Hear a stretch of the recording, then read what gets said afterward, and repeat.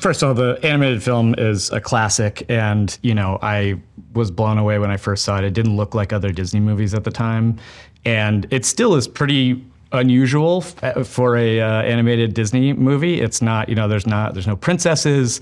It takes place in a contemporary setting in Hawaii. Most of the characters are just normal humans going about and striving for happiness. And so I felt like that made it a really perfect film to try to make a live action adaptation, because there's so much more opportunity in terms of digging into the emotional realities of those human characters and grounding it in a lived experience.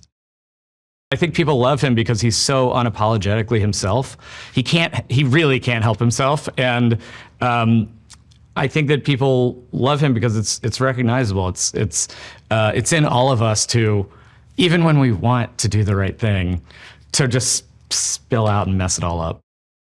I think that Maya embodies Lilo in a bunch of different ways. Like, she really learned how to channel her imagination through the tools at an actor's disposal, and she, over the course of our film, I think went from being like a very charming kid and very precocious and smart to being like, honestly, one of the better actors I've ever worked with. And there's a number of times where I was like blown away by her performance, which was not something that we had rehearsed or worked on. Like, it was something she brought to the role, totally separate from me, which you really don't see with a lot of child actors. Having Chris Sanders back was a dream come true. He's been so generous with not just his voice, but his time and his mind, and in kind of guiding us and telling us when we were off track, and making himself open to advice and answering questions. But also, and so I had worked with him a little bit over the course of production and stuff. But then getting into the ADR booth and just like seeing that voice come out of his face was totally surreal. I know intellectually Chris Sanders does the voice of Stitch, and I know Chris Sanders, but my brain exploded when I saw it. And also he's so energetic as Stitch. Like, he's a pretty energetic guy, but when you let him go as Stitch, he's like totally off leash. And it was amazing just how generous he was with his energy.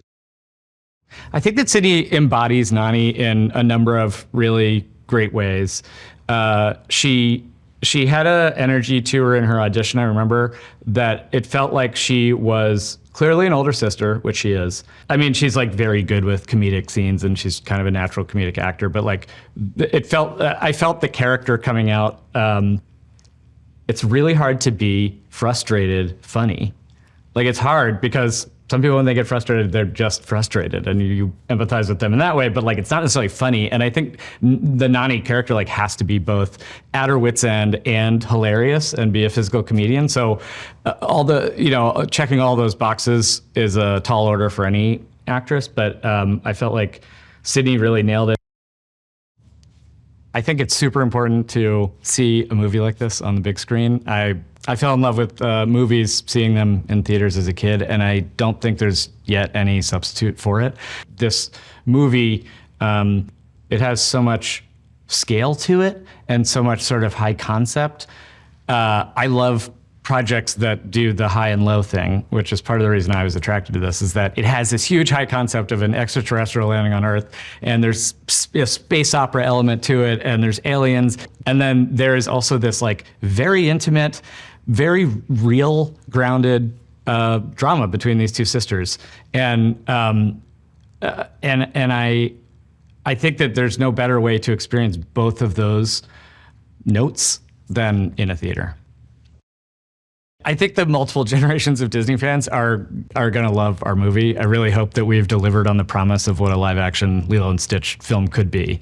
I know, like, I am excited by that prospect, and I would have been if I wasn't involved in this. And I hope that I hope that people are really jumping for joy at it. I think we did it. I think we did it.